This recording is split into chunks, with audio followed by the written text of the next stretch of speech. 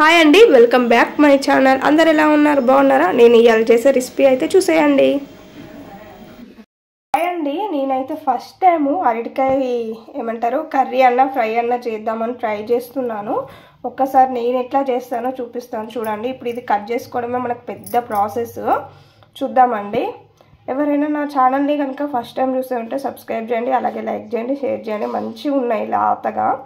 చూద్దామండి, కట్ చేద్దాం. ఫస్ట్ అయితే ఇటుకొస్తా అయితే కట్ చేసుకున్నానండి. మనకి అచ్చులు ఉన్నాయి కదా, ఈ అచ్చుల కానుండి అయితే ఘాట్లు అయితే పెట్టేసుకున్నానండి. అట్లా ఘాట్లు పెట్టేసుకొని తీస్తే మాత్రం ఈజీగా వస్తుంది. నేనైతే చూస్తాను ఇప్పుడు వస్తుందా రాదా అని. చూడండి పైకి తొందర ఈజీగా లేస్తుంది. ఇప్పుడు నేనైతే అన్నీ అట్లనే పొట్టు తీస్తానండి. చిన్న టిప్ చెప్తాను చూడండి. మనం అరటికాయ అనేది అటు ఇటు కోసుకున్నాకనైతే ఇట్లా మనకు పొట్టు తీసుకునేది ఉంటుంది చూసారా, ఆ పొట్టు తీసేదాంతో తీస్తే మాత్రం చాలా ఈజీగా వస్తుందండి. ఒక్కసారి చూడండి.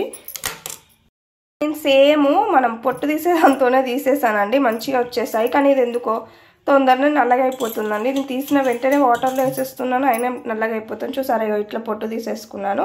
ఈజీగా వచ్చేసిందండి, మంచి పని చేసింది. నేనైతే అనుకున్నాను ఇది పెద్ద ప్రాసెస్ ఏమో అనేసి, కానీ మనకి ఈజీగానే వచ్చేసిందండి. చిన్న చిన్న పీసెస్ అయితే కట్ చేసుకున్నాను. ఇప్పుడైతే నేను దీన్ని ఫ్రై చేద్దాం అనుకుంటున్నానండి. ఆ ఫ్రై కోసం అయితే నేను చూపిస్తాను చూడండి.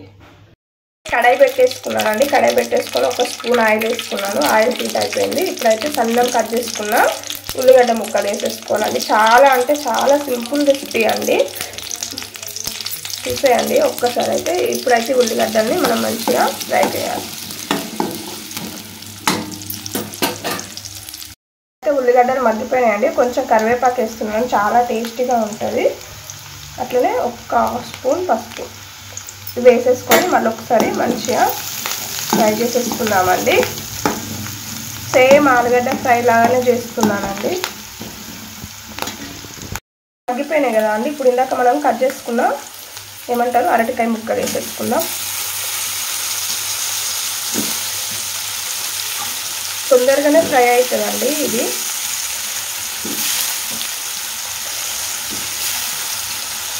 ముక్కలు అయితే వేసేసుకున్నానండి. ఇప్పుడైతే ఒక్కసారి ఫ్రై చేసేసుకుందాం.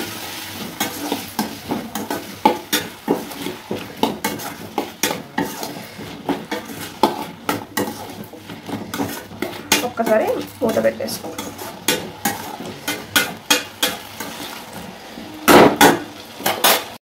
ఒకసారి కలుపుతూ ఉండండి, లేదంటే ఏమంటారు అడిగంటి పోతుంది.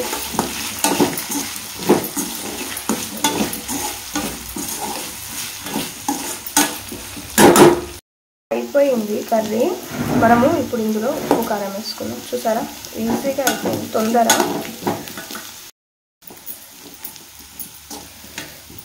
ఇందులో ఉప్పు కారం ధనియాల పొడి ఇవన్నీ వేసుకొని అయితే మంచిగా ఫ్రై చేసేసుకోవాలండి. చూడండి, చూస్తుంటేనే నోరు ఊరిపోతుంది కదా. ఒక్కసారి మీరు కూడా ట్రై చేయండి. ఇది అరటికాయ ఫ్రై అనేది నేనైతే ఫస్ట్ టైం ట్రై చేశాను. మనకు రసంలోకి కానీ సాంబార్లోకి కానీ దేనికైనా ఇట్లా మనము సైడ్ డిషెస్కి కానీ చాలా అంటే చాలా టేస్టీగా ఉంటుంది. ఇది అరటికాయ అనేది ఫ్రై కూడా చేస్తారట అండి. నేనైతే ఎప్పుడు చేయరు, అంటే మనం చిప్స్ లాగా చేస్తారు కదా అట్లా చేస్తారట. అట్లా కూడా బాగుంటుందట అండి. నేను ఇట్లా చేసేసాను. చాలా అంటే చాలా టేస్టీగా వచ్చింది. చల్లచారుకు అనేది మంచిగా యూజ్ అయింది.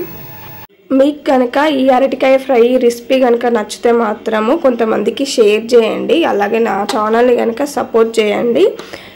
ఒక లైక్ అండ్ షేర్ ఇచ్చేసి సబ్స్క్రైబ్ కూడా చేయండి. అలాగే ఓకేనండి, బాయ్.